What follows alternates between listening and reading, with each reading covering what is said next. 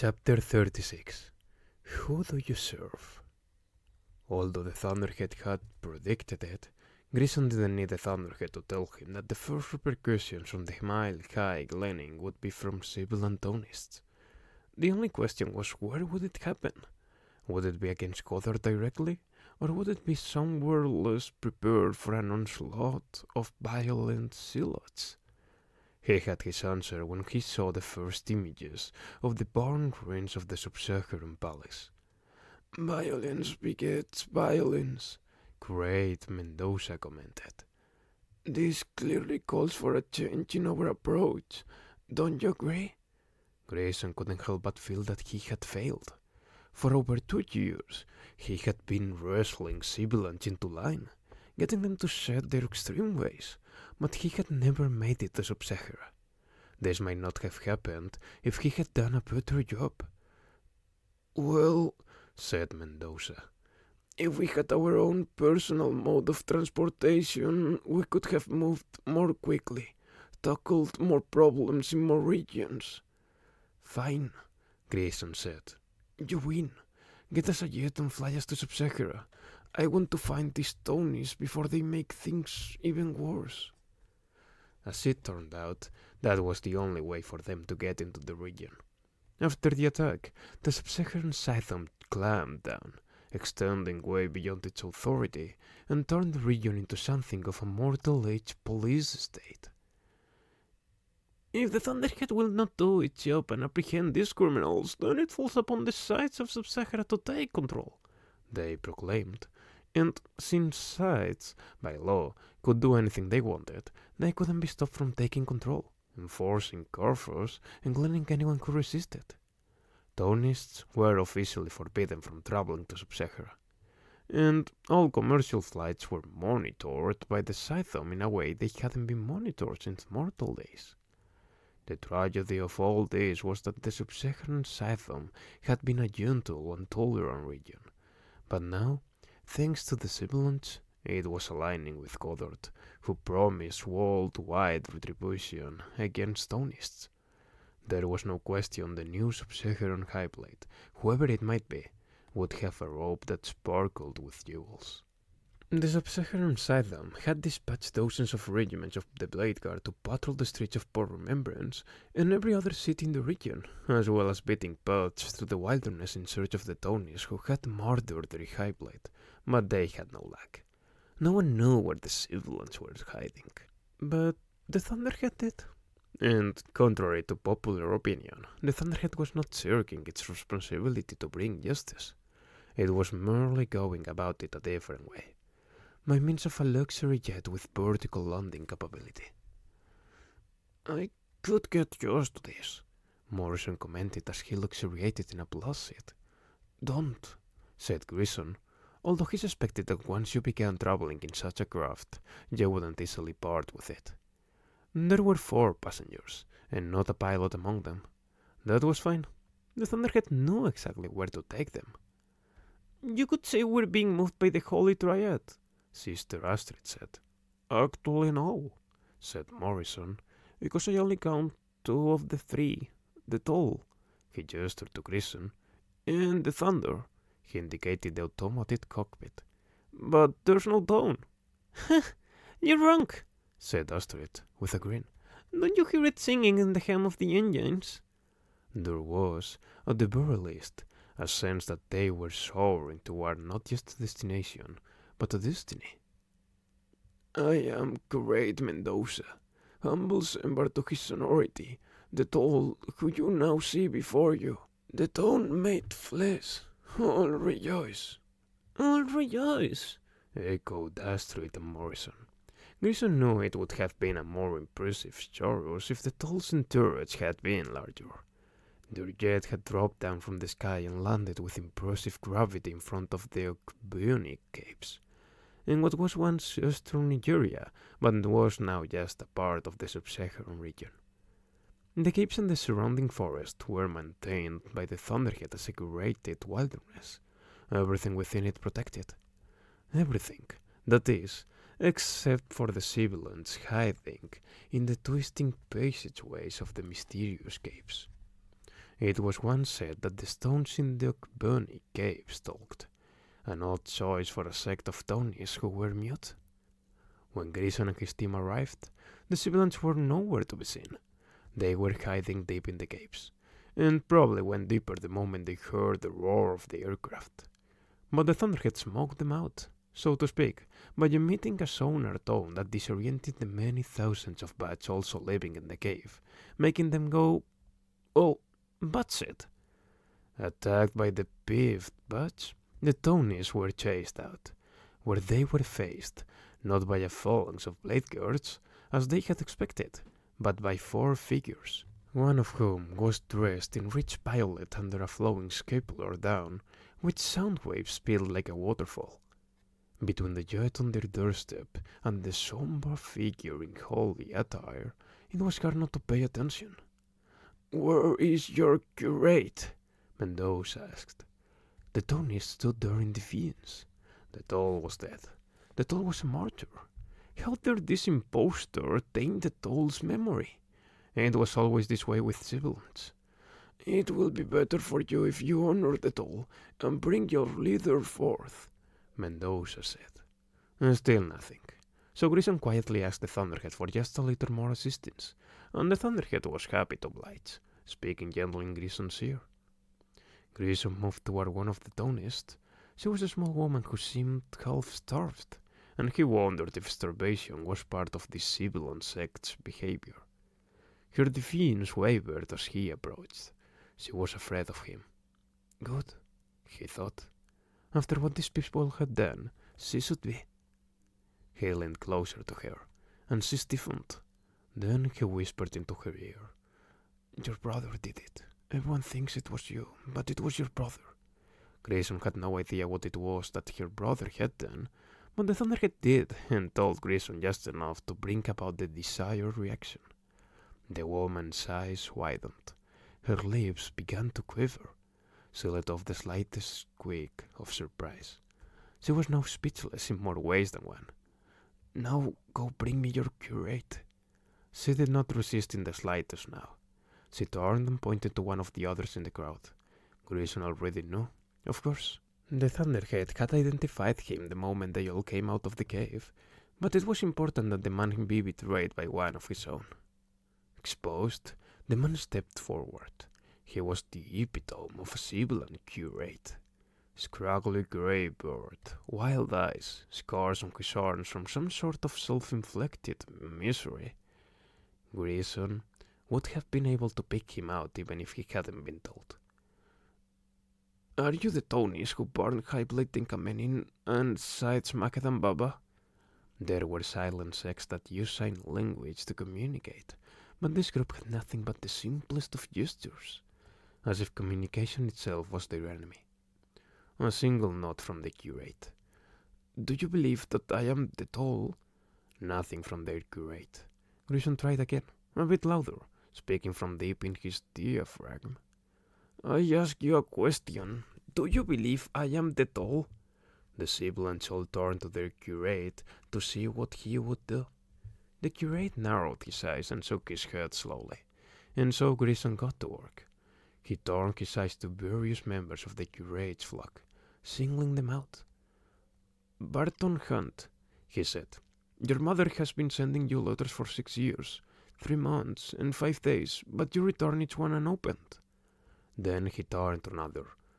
"Ransamonga, you once secretly told the Thunderhead that you wanted to be supplanted with the memories of your best friend, who had been gleaned. But, of course, the Thunderhead wouldn't do such a thing." By the time he turned to a third, both Barton and Ransa were in tears. They fell to their knees, gripping the hem of his garment. They believed. Then, when Grayson looked around for a third, everyone braced as if about to be hit by some devastating blow. "Soran Sarabi," Grayson called out. "Ugh," said the man, shaking his head. "Ugh." Then he knelt in obeisance before the Toll could even speak, terrified of what truth might be told. Finally, Grayson turned to their curate. "And you," he said, unable to hide his disgust. "Rupert Rosewood, You demanded that all your followers feel the pain of the muteness you forced upon them. But you never felt that pain yourself. You had your tongue removed under anesthesia, because you were too much of a coward to live by your own wrapped convictions. And although the man was horrified at being exposed, he did not yield. He only grew red with anger. Grayson took a deep breath and dug down to find his deepest, most resonant voice. I am the toll, the tone made flesh. I alone hear the thunder. This man you call curate is not worthy of the title. He's a traitor to all you believe in, and he has misled you, defiled you. He's false. I am true. So tell me now, who do you serve? Then he took a deep breath and said one more time with a voice that could make mountains bow. Who do you serve? And one by one, they all knelt before the toll, lowering their heads in supplication, some even prostrating themselves on the forest floor. All of them but one, their curate, who was now quacking with fury. He opened his hollow mouth to intone, but it was a weak, miserable sound. He was alone. No one joined him. Still, he continued until his breath failed him. And when silence fell, Grayson turned to Mendoza, speaking loud enough for everyone to hear what came next for them. You will inject them all with fresh nanites, so that their tongues may grow back and this reign of terror can end. Yes, your sonority, said Mendoza. Then Grayson approached the curate. He thought the man might try it out at him. Grayson almost hoped that he would, but he didn't. You're done, Grayson said in disgust. Then he turned to Scythe Morrison and said two simple words that he never thought he'd hear himself say. Glean him. Without hesitation, Scythe Morrison grabbed the curate with both hands, turned his head one way, his body another, and executed him. Tell me what's wrong. Grayson paced the tent they had set up for him in the forest, and settled in a way he had never been unsettled before. Why should I tell you that? The Thunderhead asked, calm as calm could be. Because if it was wrong to order that man gleaned, I need to know. Grayson could still hear the sound of the man's neck snapping. It was the most horrible thing that he had ever heard, and yet he liked it. Seeing that monstrous curate die was far too satisfying for comfort. Is this what those New Order scythes felt? A primal, predatory lust for the crushing of life? He wanted no part of that feeling, yet here it was. I cannot speak of the subject of death. It is not in my domain. You know this, Grayson. I don't care. You're being rather irrational. You can't say anything about death, but I know you can talk about right and wrong. So was it wrong to have given Morrison that order? Only you can know that. You're supposed to be directing me, helping me to help you make a better world. And you are, said the Thunderhead. But you're not infallible. Only I am infallible. So, if you're asking me if it's possible for you to make errors in judgment, the answer is yes. You make errors all the time, as does every other human being who has ever lived. Error is an intrinsic part of the human condition, and it is something I deeply love about humankind. You're not helping me. I charge you with unifying the Tonys so that they could be more useful to the world. I can only speak to your progress in the task, not judge your methodology. Enough. Grayson ripped his earpiece off. He was about to throw it in anger, but then he heard, faint and thin, the Thunderhead's voice still speaking through it. You are a terrible person, the Thunderhead said. You are a wonderful person. Well, which is it? Grayson demanded, and the response, as faint could be, came back to him, not as an answer, but as another question. Why can't you see that the answer is both? That evening, Grayson put back on his vestments and prepared to address the Tonists, to grant them forgiveness. He had done this many times before, but no civil Antonist he faced had ever done something as heinous as this. I don't want to forgive them, he told Mendoza before he went out.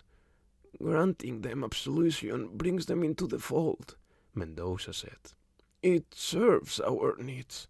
And besides, he added, it's not Grayson Tolliver forgiving them.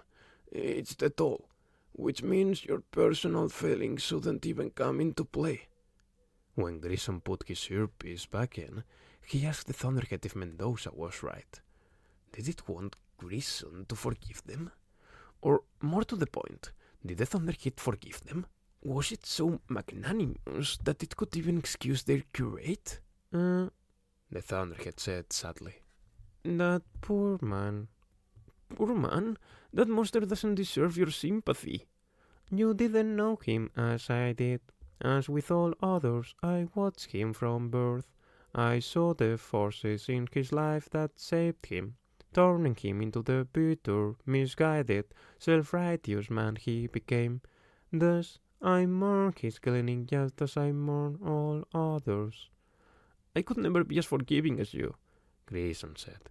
You misunderstood. I don't forgive him. I merely understand him. Well, then, Grayson said, still a bit belligerent from their earlier conversation. You're not a god, are you? Because a god forgives. I never claimed to be a god, the Thundercat responded. I am merely godlike. The Tonys were waiting for the toll when he came out. They had been waiting for hours. They probably would have waited through the night. Don't try to speak, he told them when he saw them attempting to greet him. Your tongues have no muscle memory. It will take some time until you teach yourselves to speak again. By the way they looked to him with awe and reverence, he knew that their violent deeds were behind them. They were no longer sibilant. And when the toll forgave them, they cried tears of true remorse for what they had done, and tears of pure joy at having been given a second chance. Now they would follow the toll wherever he led. And a good thing, too, because as it would turn out, he'd need to lead them into darkness before he could lead them into light. We have now laid the groundwork for Scythoms in each of the world's regions, reporting to us, so that we may maintain order and consistency of vision.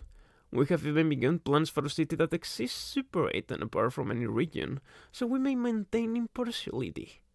Prometheus is now supreme blade, and there's talk of grand slayers to represent its continent. But we've gotten full of ourselves. Secretly, I hope our tenure as the arbiters of death is brief and that we are quickly deemed obsolete. The Cloud has announced plans for a lunar colony, the first step towards expanding our footprint in the universe. If successful, it will provide far better population control than we sites can provide. I, for one, would much rather live in a world where the surplus population can live, rather than be denied its very existence. The question remains, however, can we trust artificial intelligence with our future? Although I do have my concerns, I believe we can. The few remaining, leaders, do nothing but malign the sentient Cloud. In fact, they've begun calling it a thunderhead, as if rebranding it as a threatening storm will turn people against it. In the end, they will fail, because their time is through. Whatever they choose to call it, the Cloud's benevolence speaks louder than the words of petty politicians and tyrants. From the lost pages of Founding Scythe Da Vinci. Chapter 37. Nothing good about it. When Eureka Soberanis awoke from revival, Scythe Anastasia was in a chair beside the bed, sleeping with her knees tucked up to her chest. Fetal position, thought Yuri. No, more like a protective stance, like a tortoise in its cell. Netze felt so threatened that she needed to contract into herself when she slept, on guard even when unconscious? Well, if so, she had good reason to feel that way. She was dressed simply now. Jeans, a white blouse. She wasn't even wearing the ring. Nothing about her to indicate that she was a Scythe. She appeared so modest for someone so much larger than life. To be larger than life was fine for the dead. They didn't have to deal with the consequences. But for someone returned to life, it must leave one in a state of shock too strange to measure. Jerry looked around at the gentle colors and easy nature of the room. This was, of course, a revival center. The fact that they were here meant that Jerry's death had successfully attracted an ambodrone. Had Anastasia been here in the room for Jerry's entire revival, keeping a vigil? "So glad you're awake," said the revival nurse, stepping into the room and raising a curtain to reveal what was either a sunrise or a sunset, then checking Jerry's chart. "I am most pleased to make your acquaintance." Sidra had been dreaming of flying, not all that far from reality, either. She had clung to Jerry's arm as the ambodrone soared with them across the city, struggling to maintain flight with the added weight. She was sure she must have dislocated Jerry's shoulder, but such things didn't matter to the daddies. Any damage done would be healed before the captain awoke. In Sidra's dream, Jerry's arm became suddenly covered in grease, and she slipped, but didn't fall. Instead, she flew on her own. The problem was she couldn't stop or control her direction. Soon she was out over the bay and beyond, heading west across the Atlantic toward the distinct Americas. She had no idea what awaited her there, but she didn't know it would be in the realm of nightmares. And so she was grateful to be stirred awake by the revival nurse's gentle voice. She uncurled from her chair and stretched out the kink in her neck. Neal was alive again, and much more alert than she. "Good morning," Sidra said groggily, then realized it sounded far too weak for a scythe, even one who was currently incognito. She cleared her throat and spoke with more confidence. "Good morning," Anastasia said. "Nothing good about it, I'm afraid," said the nurse. "I've never seen so many blade girls roaming the streets. The Scythom is still looking for those terrible Tonys who ended the High Blade, but they're long gone, off to wherever it is people like that hide." Anastasia closed her eyes as the terror of that night came back to her. So many people had lost their lives, and although some were revived, there simply weren't enough ambodrones to save everyone. Siblings must have thrown dozens, maybe hundreds, into the fire. And just as they had a plan to attack, they must have had a plan for escape. The nurse explained that, in the day and a half since the ambodrone had left them here, poor Remembrance had been put on a complete lockdown. The situation in North America was probably even worse. What Goddard had done in that stadium was beyond the line in the sand. It was a fissure. Either you embraced his way, or you ran from it. And there were plenty of people doing both. Anastasia knew she might be recognized. Now that she had gone public, and people knew she was alive, it would be much harder to hide. "Seeing as you're awake, I'm sure there will be sights in to see you," the nurse told Jerry. "Not to worry, they're not here to glean, just to question. You both worked at the police, didn't you? They want to question everyone who was there." Jerry glanced at Anastasia as she put a comforting hand on the shoulder she had dislocated not so long ago. "Right," said Jerry. "Well, I suppose we'll be looking for new jobs." "Oh, don't concern yourself with that. The Thunderhead might not be talking these days, but it still puts up the job listings. If you want work again, there's plenty to be had." After she left, Jerry raised the head of the revival bed a bit higher and smiled at Anastasia. "So, what was it like riding the back of an ambodrone?" "It wasn't like that," Anastasia said, but chose to spare Jerry the details. "I never got to thank you for what you did." "I just did my job," Jerry said. "Your job is to be a salvage captain, not this." "And didn't I salvage an unsalvageable situation?" "Yeah, you did," Anastasia told Jerry with a smile. "Now we have to salvage this one, and get out of here before someone comes in to question us." But no sooner had she said it than the door swung open. It was a scythe. Anastasia's heart ceased for a moment until she realized who it was. Forest green robe, concerned expression. "My relief at seeing both of you can only be matched by my fear that someone else might," Scythe Pozuelo said. No time for greetings. The subsecond sites are already questioning why I'm here. I haven't been recognized yet. Of course you have, Pozuelo said. I'm sure the nursing staff here is all secretly at Twitter about it. But luckily none of them have reported you, or you would already be on your way to Goddard. I'm here to escort you to a place of greater safety, where you can continue your broadcast. More and more people are listening, Anastasia, and they're finding the things you've been leading them to. Goddard is threatening to clean anyone caught poking around in the backbrain, but that's not stopping people. He couldn't enforce it anyway, Anastasia pointed out. The backbrain is out of sight jurisdiction. It reminded Anastasia how much digging she still had left to do. So, what place of safety do you propose? Jerry asked. Is there such a place anymore? Who can say? Pozuelo said. Safe places are dwindling just as quickly as enemies mount. He paused, considering something. There are rumors of a place so out of sight not even the most well-traveled sites know of it. Sounds more like wishful thinking, Jerry said. Where did you hear this? Pozuelo offered an apologetic shrug. Rumors are like rain through an old roof. The effort of finding the source is greater than the cost of a new roof.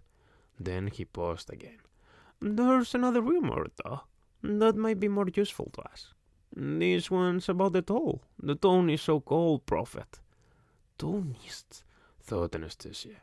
Just the mention of them brought her to the edge of fury. There's no proof that the toll ever even existed, Jerry pointed out. He could be just another lie the siblings used to justify the things they do. I believe he existed, Pozuelo said. There's evidence to suggest that he's still theirs, and that he's been standing against similar sects. We have such a sect in Amazonia who swore he visited them and turned them from their violent ways. If it's true, he might be a worthwhile ally to have. Well, whoever he is, said Anastasia, he's got a lot of explaining to do. Ezra Van Otterlo didn't dress like a Tonist. He didn't quote platitudes. He didn't insist on traveling in groups of 7 or 12, and he definitely did not intone. He did go by Brother Ezra. However, that was the only concession he made to his calling. It was his audience with the toll over 2 years ago that brought him into the fold, giving him his purpose and setting him on his path. Whether or not the toll was divine didn't matter to Ezra. All that mattered was that the Thunderhead still spoke to him, and that made him worthy of being followed. Ezra traveled the world, painting whatever he wanted, wherever he wanted, just as the toll said he should do, throwing up guerrilla murals everywhere he went. And just as the toll promised, he found his place. He had to be quick, he had to be quiet, and in all this time he had never been caught. He would travel the world, telling local Tonists wherever he went that he was on a mission from the toll, and they would give him food and shelter.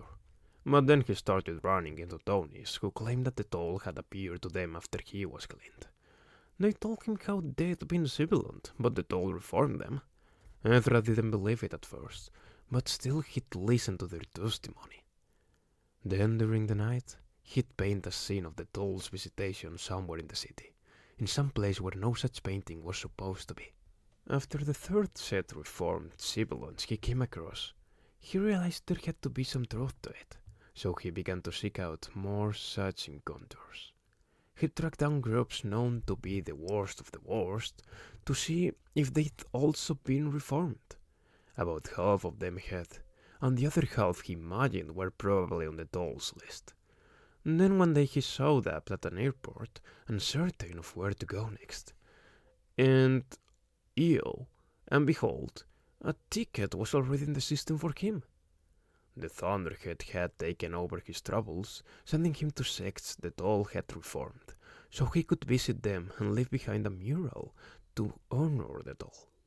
That's how Ezra knew he was part of the toll's entourage, part of his story, even if the toll didn't know it.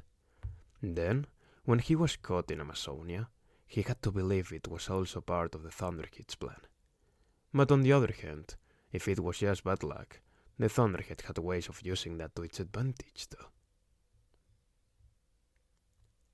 While the entire sub-Saharan scythe was searching for the civilians who had killed their Highblade, it was an Amazonian scythe who knew where they were, thanks to a single Donist in Scythe Pozuelo's custody. We caught him painting a scene of the toll turning into a flock of birds on the wall of our Highblade's residence, Scythe Pozuelo told Anastasia. It's what I do, Heather said with a smile. They were all safely aboard Pozuelo's plane. Pozuelo had even brought a brand new turquoise robe for Anastasia. It felt good to be clothed as herself again. Punishment for defacing Scythe property is Gleaning, Pozuelo said. But Highblade Torsula didn't have the heart to glean an artist. Then he told us what he'd been doing. I could paint you, Scythe Anastasia, he offered. It won't be as good as a mortal artist, of course. I've come to accept that, but I'm less mediocre than most. Save your brushes, she told him. Perhaps it was bonnet on her part, but the last thing she wanted was to be immortalized by an artist who was less mediocre than most. He's been in our custody for several months, but then two tickets appeared for him on the global travel system after Tinkamanian had been killed, Pozuelo told her. One to Onitsa, a small sub-Saharan city, but the second one was baffling. It was a third ticket to protected wilderness where there hadn't been tours for over 100 years, the Ogbuni Caves. To that, Ezra shrugged and smiled. I'm special, sure you don't want a portrait? The fact that the ticket showed up in the system after Ezra was inside custody could really mean only one thing. The Thunderhead wanted the Amazonian Scythedom to know where the civilians and the toll were. Normally, it would be a short flight, Pozuelo told Anastasia, but we'll have to take a roundabout route, engaging first in some bogus business elsewhere. Otherwise, we might inadvertently lead the sub-Saharan sites right to the toll. That's all right, Anastasia told him. I need time to dig into the backbrain again for my next broadcast. I'm close to something on the Mars disaster. And the orbital colony? Pozuelo asked. Anastasia sighed and shook her head. One catastrophe at a time. There were 9,834 colonists in Mars.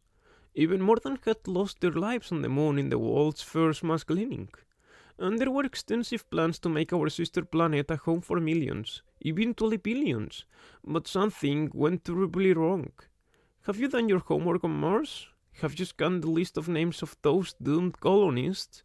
I don't expect you to remember or even recognize any of them, not even the ones who were famous at the time, because fame comes and goes, and mostly their fame is gone.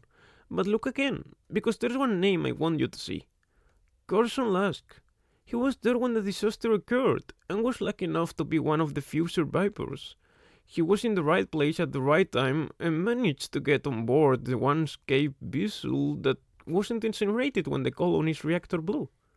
There was a big celebration when that small group of survivors finally made it back to Earth, but after that, Carson Lusk disappeared from public view. Or did he? Let's back up a bit to 3 months before the reactor took out the colony. If you look at the transport records for craft coming to and from Mars, you'll see a name that I'm sure you'll find familiar.